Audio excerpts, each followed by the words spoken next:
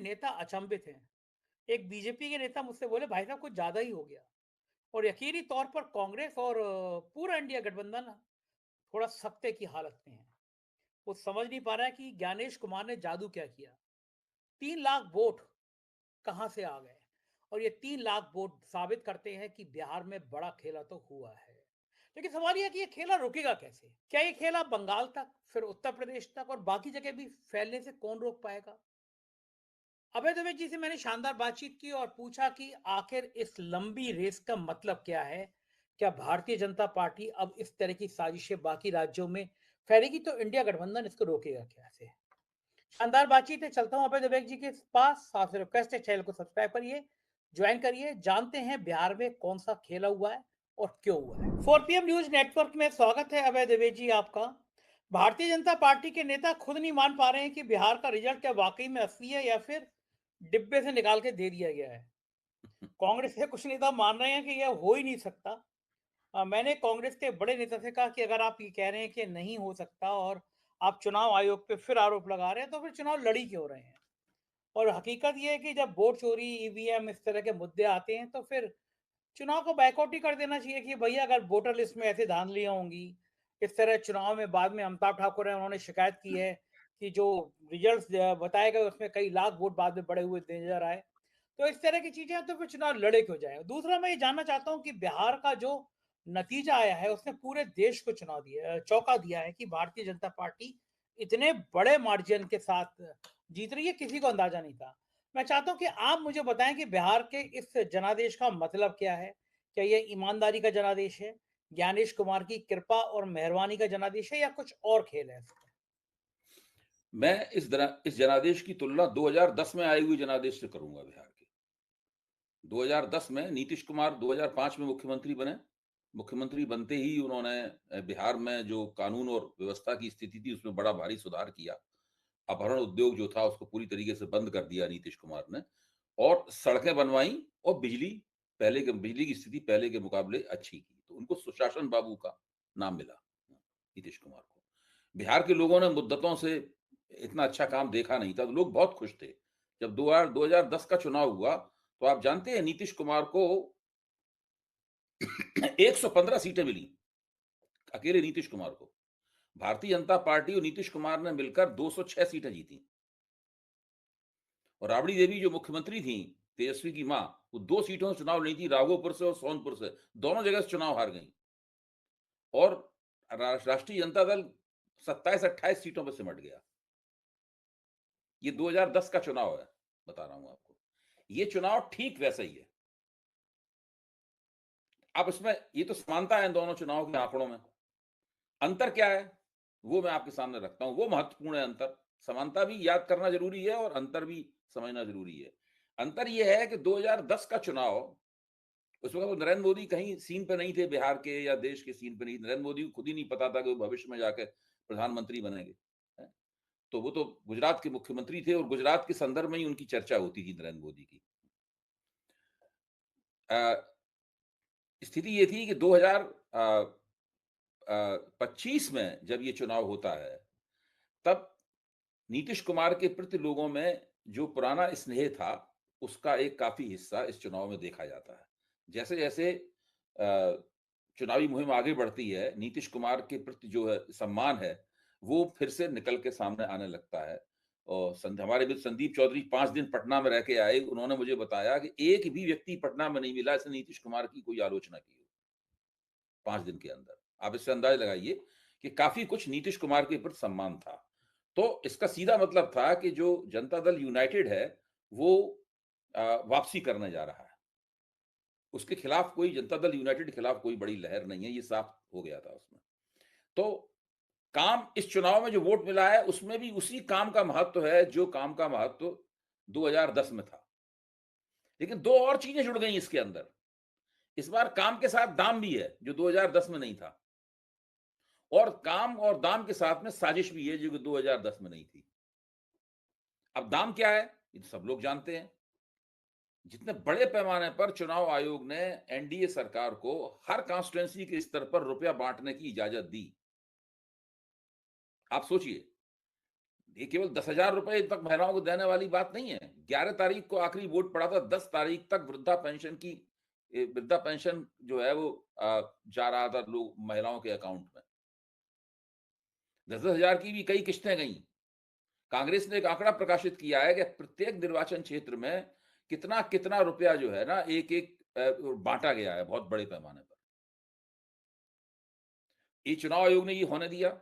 उसके बाद चुनाव आयोग ने भारतीय जनता पार्टी को इतनी छूट दी कि भारतीय जनता पार्टी ने पूरे देश से करीब 50 लाख जो बिहारी बाहर थे, उनको वो ट्रेनों में और बसों में लाद के बिहार लाई। हर बिहारी के ऊपर उसने 4,000 रुपया औसतन खर्च किया। तो कम से कम 250-300 करोड़ रुपया जो है भारतीय जनता पार्टी ने बिहार के बाहर से लाखों वोटरों को लाने पे खर्च किया। आप कल के अखबारों को देख लीजिए, कल के अखबारों में ये खबर प्रकाशित हुई थी कि बिहार में 2 दिन के अंदर बहुत लाखों लोग बाहर गए हैं, क्योंकि वही लोग थे जो वहां पे लाए गए थे, अब वो बाहर जा रहे हैं, उन्हें अपने काम पे वापस लौटना है। तो इतना बड़ा वोटों का प्रबंधन, जो आप वोट प्रतिशत बहुत बढ़ा हुआ देखते हैं, वो यही है। 2020 के चुनाव में ऐसे कोई फिनोमिना हमें नहीं दिखाई पड़ा था कि बाहर से लोग इतने बड़े पैमाने पे आ गए वोट डाल रहे। मेरे अपने अपार्टमेंट में जितने भी लोग बिहार के कर्मचारी थे, चाहे वो गार्ड रहे हों, चाहे वो और दूसरा काम करने वाले हों, सब बिहार गए इस बार वोट डालने के लिए। और दिल्ली से बिहार जाना एक गरीब आदमी के लिए आसान काम नहीं है, साल में 1 दफा जाता है केवल।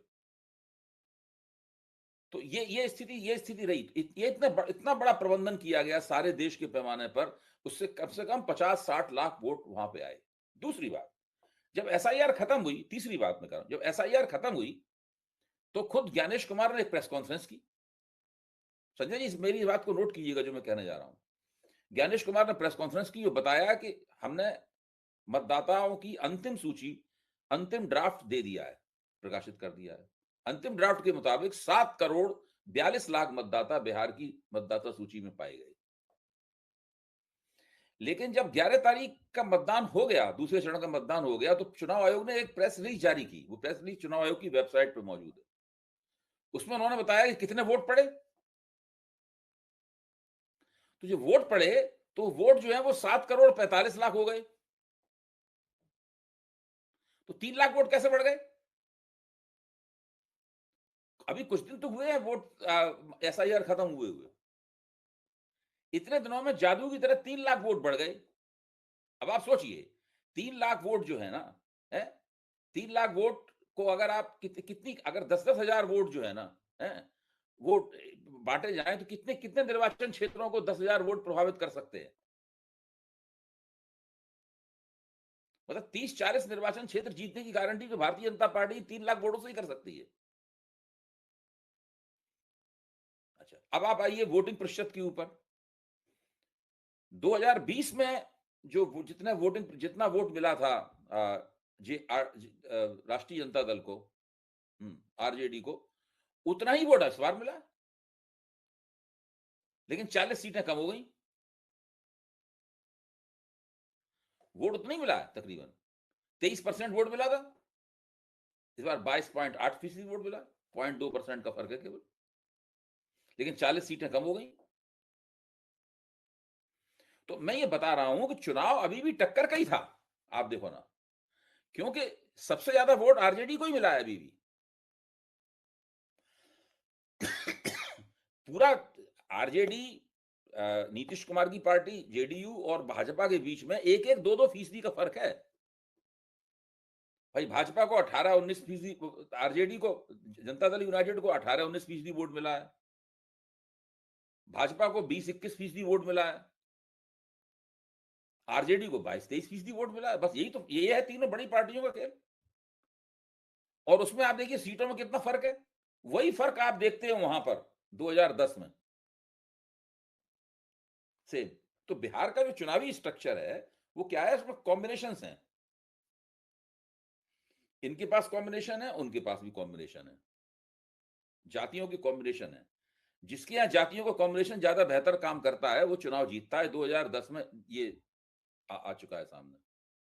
लेकिन इसके साथ में अगर काम के साथ दाम और दाम के साथ साजिश भी अगर जुड़ जाए, हैं, तो फिर बारे किनारे हो जाएंगे। जिसके पास दाम भी है, इसके पास साजिश भी करने की क्षमता भी है, सारी संस्थाएं उसके पास हो, तो उसके बारे किनारे हो जाएंगे। ये इसलिए ये चुनाव नतीजा हमारे सामने आया। सबसे पहले चुनाव आयोग को जवाब देना चाहिए कि वो 3 लाख वोट कैसे बढ़ गए, नंबर 1 बात। सारे देश के विपक्ष को चाहिए कि वो ज्ञानेश कुमार का गिरेबान पकड़ लें जाकर और सुप्रीम कोर्ट में चले जाएँ, तुरंत, बिना देर किए हुए। तुरंत चले जाएँ सुप्रीम कोर्ट में, तो ऑन रिकॉर्ड है, वो कुछ हो ही नहीं सकता। 7 करोड़ 42 लाख वोट, बिहार की मतदाता सूची में 7 करोड़ 42 लाख लोग 7 करोड़ 42 लाख वोट लिखे हुए हैं। फिर ज्ञानेश कुमार जो है ना, जब बताते हैं कि इतने इलेक्टर्स हैं, मतलब जो है, इतने हमारे यहाँ मतदाता हैं, अभी उसमें जो 11 तारीख के बाद उन्होंने जो प्रेस रिलीज जारी की, उसमें वो मतदाता 7 करोड़ 42 लाख थे, वो बढ़ के 7 करोड़ 45 लाख कैसे हो गए? इसी पे चुनाव की असलियत जो है खुल के सामने आ जाएगी। दूसरा, विपक्ष को ये सवाल उठाना चाहिए कि ये भाजपा, अच्छा, करनाल से जो ट्रेनें जा रही हैं, गुरुग्राम से जो ट्रेनें जा रही हैं, उसमें भाजपा के जिला अध्यक्ष खुद कह रहे हैं वहां पे प्लेटफॉर्म पे खड़े होकर, उनका वीडियो है कि हम भेज रहे हैं इनको, हम सारी सुविधाएं मुहैया करा रहे हैं। ये चुनाव कराने के नियमों के विपरीत है। रेलवे को जवाब देना चाहिए कि भाई ये ट्रेनें कैसे जा रही थी वहां पर। इस तरह ट्रेनें, वो तो केवल हांडी के एक चावल है, सारे देश से ट्रेनें गई हैं, 50 लाख से ज्यादा मतदाता ले जाए गए हैं वोट डालने के लिए। तो ये एक बहुत सारे महत्वपूर्ण कारण हैं इस चुनाव के, इन पे गौर करना चाहिए और विपक्ष को चाहिए कि यहाँ पे अपनी राजनीति को फोकस करे। देखिए, विपक्ष को भी कुछ करके दिखाना होगा, बिना करे हुए कुछ नहीं प्राप्त होता है, और खासतौर से भारतीय जनता पार्टी के मुकाबले।